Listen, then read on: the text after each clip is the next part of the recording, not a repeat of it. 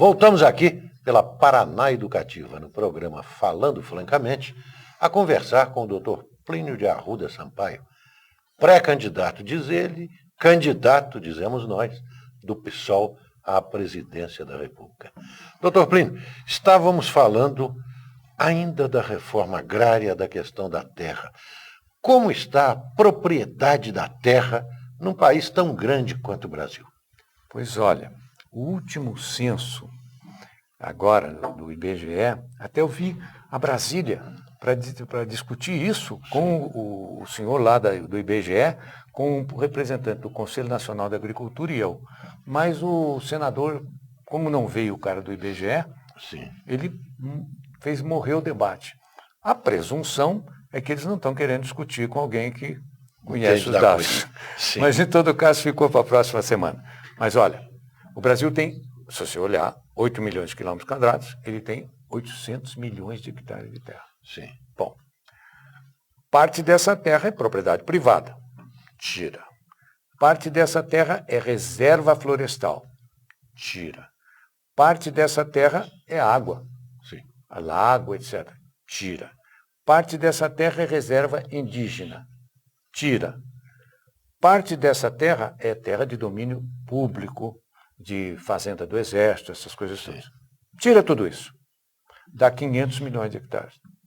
Então tem 300 milhões de hectares que não se sabe, não tem título regularizado, não é correto. E que o IBGE escreve assim, outras explorações. Quais? Mas estão sendo grilados, então? Tudo grilado. Tudo grilado. Tudo, 300 milhões. E esse país não faz a reforma agrária.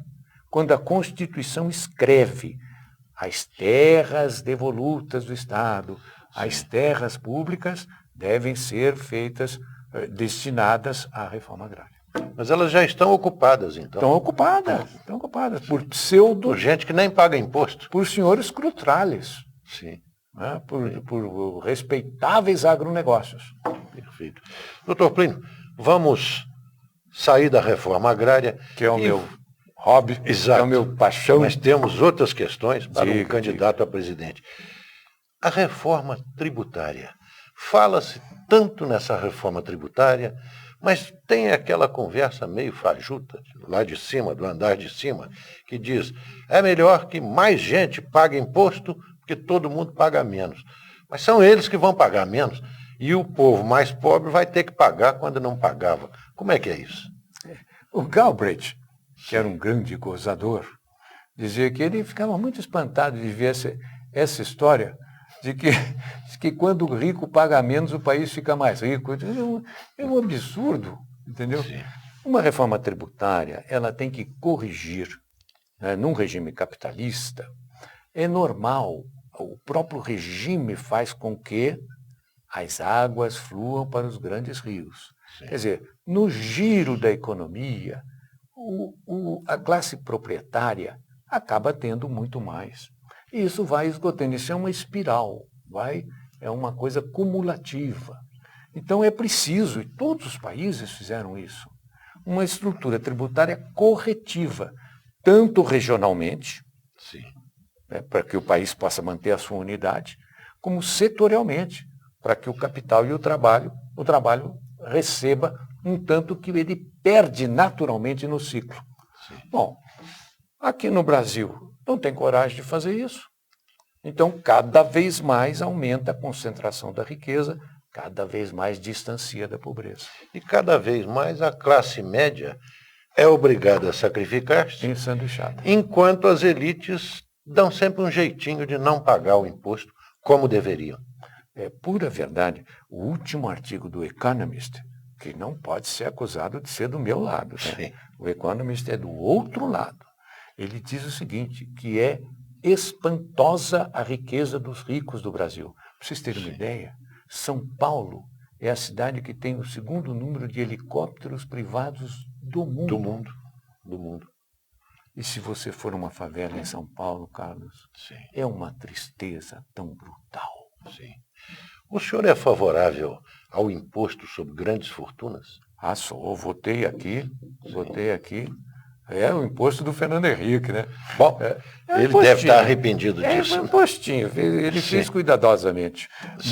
Mas o fato concreto é o seguinte, esse é um imposto importante. Numa reforma tributária tem que acontecer tudo isso. Por exemplo, isso na França é absolutamente admitido. Sim.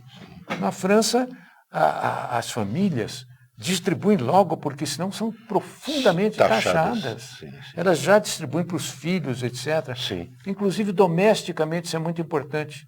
Porque muito homem rico, né, ele tem aquele dinheirão, mas ele tem a família inteira dependendo dele. Eu conheço cidadão que sapato das noras dele é ele que dá.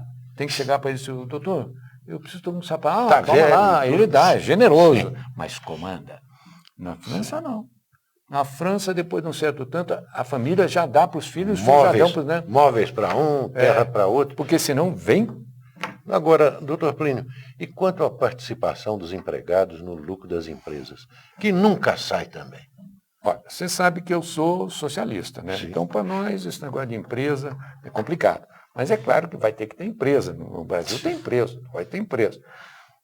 A participação nos lucros reduz tudo que for para reduzir essa brutal distância entre os ricos e os pobres, com equilíbrio, deve ser feito.